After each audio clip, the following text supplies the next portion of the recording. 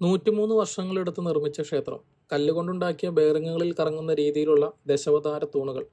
3 മൂലകൾ മാത്രം തറയിൽ ഉറപ്പിച്ചു നിർത്തിയിട്ടുള്ള 42 അടിയും 15 ടൺ ഭാരവുമുള്ള ഒറ്റക്കല്ലിൽ ഗ്രാവിറ്റി പില്ലർ.